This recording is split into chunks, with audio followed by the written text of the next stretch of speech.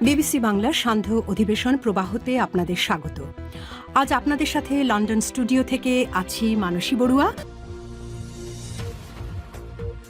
বাংলাদেশের সর্বশেষ গুরুত্বপূর্ণ আপডেট সংবাদে আপনাকে স্বাগত। শুরুতে সংবাদ শিরোনাম, পরে বিস্তারিত। প্রথমে জানাবো আমাদের হাতে থাকা সর্বশেষ গুরুত্বপূর্ণ সবথেকে তাজা আপডেট সংবাদ। রাকসু নির্বাচনে 9 ভবনে 17 কেন্দ্রে অনুষ্ঠিত হবে ভোট গ্রহণ। দীর্ঘ 35 বছর পর আগামী 25শে সেপ্টেম্বর অনুষ্ঠিত হতে যাচ্ছে রাজশাহী বিশ্ববিদ্যালয় কেন্দ্রীয় ছাত্র সংসদ রাকসু নির্বাচনে 9টি ভবনের 17টি কেন্দ্রে 990টি বুথের মাধ্যমে ভোট গ্রহণ অনুষ্ঠিত হবে। মঙ্গলবার 16 সেপ্টেম্বর রাকসুর প্রধান নির্বাচন কমিশনার অধ্যাপক এফ নজরুল ইসলাম এসব তথ্য নিশ্চিত করেছেন। এরপর জানাবো গণ-অধিকার পরিষদের কর্মসূচিতে হামলা, জিএম কাদের সহ জাপার 150 নেতাকর্মীর বিরুদ্ধে মামলার আবেদন। রাজধানীর কাকরাইলে গণ-অধিকার পরিষদের কর্মসূচিতে হামলার ঘটনায় জাতীয় পার্টির জাপার চেয়ারম্যান জিএম কাদের ও মহাসচিব ব্যারিস্টার শামীম হায়দার পাটোয়ারি সহ অজ্ঞাতনামা আরও 150 নেতাকর্মীর বিরুদ্ধে হত্যাচেষ্টার মামলার আবেদন করা হয়েছে। এদিকে আশা করছি দ্রুত সময় ন্যায় বিচার পাব বললেন নাহিদ ইসলাম। জুলাই গণ-অভ্যুত্থানে শেখ হাসিনা, আওয়ামী লীগ ও তৎকালীন সরকারের যে নৃশংসতা ছাত্র জনতার উপর হয়েছিল, গণ-অভ্যুত্থান পরবর্তী সময় দাবি ছিল এই বিচার প্রক্রিয়া যেন যথাসময়ে সুষ্ঠুভাবে সম্পাদিত হয় জানিয়ে জাতীয় নাগরিক পার্টি এনসিপির আহ্বায়ক নাহিদ ইসলাম বলেছেন, আমরা আশা করছি দ্রুত সময়ে ন্যায় বিচার পাব। এদিকে নির্বাহী আদেশে রাজনৈতিক দল নিষিদ্ধ করা একটি ভয়ানক চর্চা বললেন সালাউদ্দিন আহমেদ। নির্বাহী আদেশে রাজনৈতিক দল নিষিদ্ধ করা একটি ভয়ানক চর্চা বলে মন্তব্য করেছেন বিএনপির স্থায়ী কমিটির সদস্য সালাউদ্দিন আহমেদ। মঙ্গলবার 16 সেপ্টেম্বর সাংবাদিকদের সঙ্গে আলাপকালে এই মন্তব্য করেছেন তিনি। এবং সর্বশেষ জানাবো জাপানে জনশক্তি রপ্তানি বাড়াতে একগুচ্ছ সিদ্ধান্ত সরকারের। জাপানে জনশক্তি পাঠানোর বিষয়ে প্রবাসী কল্যাণ ও বৈদেশিক কর্মসংস্থান মন্ত্রণালয়ের জাপান সেল বেশ কিছু সিদ্ধান্ত গ্রহণ করেছে। প্রধান উপদেষ্টার কার্যালয়ে পাঠানো এক চিঠিতে প্রবাসী কল্যাণ ও বৈদেশিক কর্মসংস্থান মন্ত্রণালয় জানায়, গত 3 সেপ্টেম্বর প্রধান উপদেষ্টার আন্তর্জাতিক বিষয় সংক্রান্ত বিশেষ দূত উপদেষ্টা পদমর্যাদা লুৎফে সিদ্দিকীর সভাপতিত্বে অনুষ্ঠিত জাপানে জনশক্তি পাঠানোর বিষয়ে তৃতীয় সভায় এসব সিদ্ধান্ত গ্রহণ করা হয়েছে। প্রিয় দর্শক, এতক্ষণ শুনছিলেন সংবাদ শিরোনাম, এবারে বিস্তারিত। তবে তার আগে বন্ধুরা অনুরোধ থাকবে এই সংবাদটিতে একটি লাইক দিন। এই চ্যানেলে আপনি নতুন হয়ে থাকলে আমাদের সংবাদটি দেখতে দেখতে চ্যানেলটি সাবস্ক্রাইব করে রাখুন। কমেন্ট করে বন্ধুরা আপনার মূল্যবান মতামত জানিয়ে দিন আপনি বিশ্বের কোন দেশ থেকে বা বাংলাদেশের কোন স্থান থেকে আমাদের সংবাদটি দেখছেন এবং শুনছেন। আর বন্ধুরা, এই সংবাদটি আপনার সোশ্যাল মিডিয়া ফেসবুকে শেয়ার করে বন্ধুদেরও দেখার সুযোগ করে দিন। এবারে বিস্তারিত।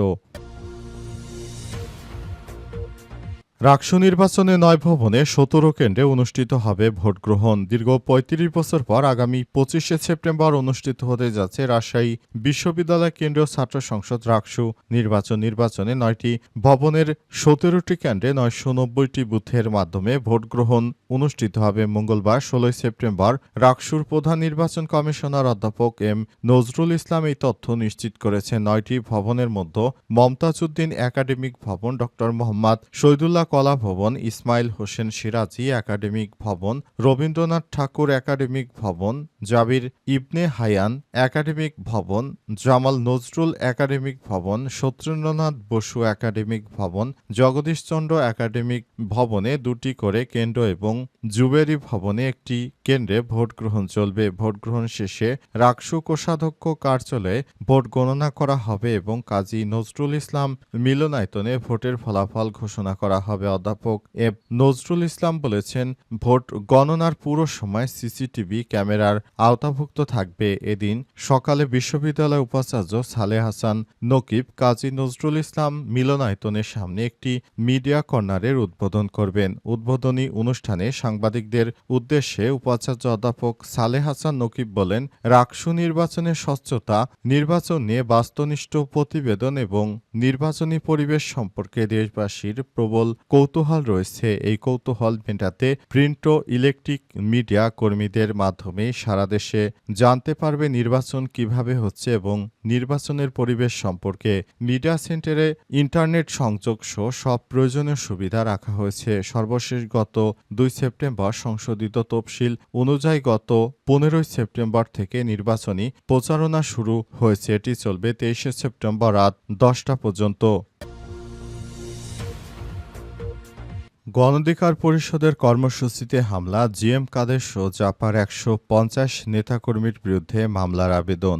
রাজধানীর কাকরাইলে গণঅধিকার পরিষদের কর্মসূচিতে হামলার ঘটনায় জাতীয় পার্টি জাপা চেয়ারম্যান জিএম কাদের এবং মহাসচিব ব্যারিস্টার শামীম হায়দার পাটোয়ারি সহ অজ্ঞাতনামা আরও 150 নেতাকর্মীর বিরুদ্ধে হত্যাচেষ্টার মামলার আবেদন করা হয়েছে। মঙ্গলবার 16 সেপ্টেম্বর গণঅধিকার পরিষদের কেন্দ্রীয় কমিটির সাংগঠনিক সম্পাদক আখতারুজ্জামান সম্রাট বাদী হয়ে রমনা থানায় মামলাটির আবেদন করেছেন। বিষয়টি নিশ্চিত করেছে রমনা বিভাগের পুলিশ উপকমিশনার মাসুদ আলম। মামলার অন্য আসামিরা হলেন জাতীয় পার্টির প্রেসিডিয়াম সদস্য হাজী সাইফুদ্দিন আহমেদ মিলন, আলমগীর শিকদার লোটন, যুগ্ম দপ্তর সম্পাদক মাহমুদ হাসান, জাতীয় ছাত্র সমাজ ঢাকা মহানগর উত্তর শাখার সভাপতি মশিউর রহমান জিশান, জাতীয় পার্টির কর্মী সোহাগ খান, মিজানুর রহমান, শামীম আহমেদ, মোহাম্মদ সুলাইমান হোসেন, জাতীয় পার্টির গৌরনন্দী শাখার সাংগঠনিক সম্পাদক শ্রাবণ শিকদার, জাতীয় ছাত্র সমাজের সদস্য তাসনিম বিন আজিজ, জাতীয় ছাত্র সমাজ কেন্দ্রীয় কমিটির সভাপতি আল মামুন, সাধারণ সম্পাদক আশরাফুল আলম খান, কেন্দ্রীয় কমিটির সদস্য মোহাম্মদ শাহাদাত হোসেন, জাতীয় পার্টির মতিঝিল শাখার যুগ্ম আহ্বায়ক মোহাম্মদ ফরিদুল ইসলাম, যুগ্ম যুব মহিলা লীগের নেত্রী সোহাগী রহমান মুক্তা, জাতীয় পার্টির সক্রিয় সদস্য রতন দেওয়ান সহ আরও অনেকেই। আমি আশা করছি দ্রুত সময়ে ন্যায় বিচার পাও, বললেন নাহিদ ইসলাম।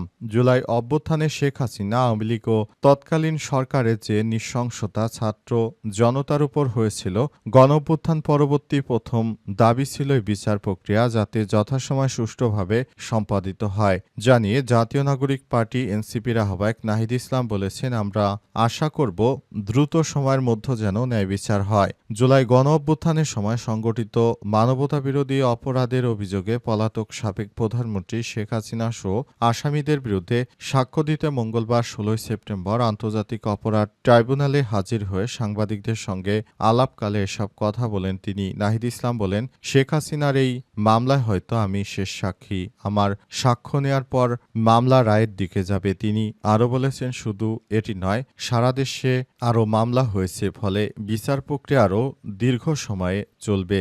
নির্বাচনের পরেও যেন এই বিচার প্রক্রিয়া বাধাগ্রস্ত না হয়, সেটা যেন অব্যাহত থাকে, সেই প্রতিশ্রুতির জন্য একটা রোডম্যাপের দাবি জানিয়েছি। সকল রাজনৈতিক দলের ইশতেহারে যেন সেটা থাকে, সেই প্রত্যাশা থাকবে। এর আগে গত 10 জুলাই এই মামলায় আনুষ্ঠানিক অভিযোগ গঠনের আদেশ দেন ট্রাইব্যুনাল। একই সঙ্গে সাবেক আইজিপি মামুন নিজেকে অপত্যভার রাজসাক্ষী হিসেবে যে আবেদন করেছেন তা মঞ্জুর করে ট্রাইব্যুনাল। এই মামলায় এখন পর্যন্ত 46 জন সাক্ষ্য দিয়েছে। নির্বাহী আদেশে রাজনৈতিক দল নিষিদ্ধ করা একটি ভয়ানক চর্চা, বললেন সালাউদ্দিন আহমেদ। নির্বাহী আদেশে রাজনৈতিক দল নিষিদ্ধ করা একটি ভয়ানক চর্চা বলে মন্তব্য করেছেন বিএনপির স্থায়ী কমিটির সদস্য সালাউদ্দিন আহমেদ। মঙ্গলবার 16 সেপ্টেম্বর সাংবাদিকদের সঙ্গে আলাপকালে এই মন্তব্য করেছেন তিনি। এ সময় উচ্চ বা নিম্ন কোনো কক্ষেই বিএনপি পিআর পদ্ধতি চায় না জানিয়ে সালাউদ্দিন আহমেদ আরও বলেছেন, কিছু আসন বেশি পাওয়ার লোভে জাতীয় স্বার্থের বাইরে গিয়ে কেউ যদি পিআর পদ্ধতি চায় তাহলে সেটা ভয়ঙ্কর পরিণতি ডেকে আনবে। ঐক্যমত কমিশনের সূচিতে নিম্নকক্ষে পিআর পদ্ধতি ছিল না। সালাউদ্দিন আহমেদ আরও বলেন, কিছু আসন বেশি পাওয়ার লোভে একটি পক্ষ স্বার্থের বাইরে গিয়ে কেউ যদি পিআর পদ্ধতি চায় তাহলে সেটা আরও ভয়ঙ্কর বিপদ ডেকে আনবে। ঐক্যমত কমিশনের সূচিতে নিম্নকক্ষে পিআর পদ্ধতি ছিল না। আমরা কোনো পক্ষেই পিআর পদ্ধতি চাই না। পিআর পদ্ধতি হলে আমাদের জন্য খুবই খারাপ হবে, কারণ পিআর পদ্ধতি হলে বিএনপি নির্বাচনে ক্ষমতা আসতে পারবে না। আপনারা ঢাকা বিশ্ববিদ্যালয়ে দেখেছেন বিএনপি কিভাবে গোহারা হেরেছে।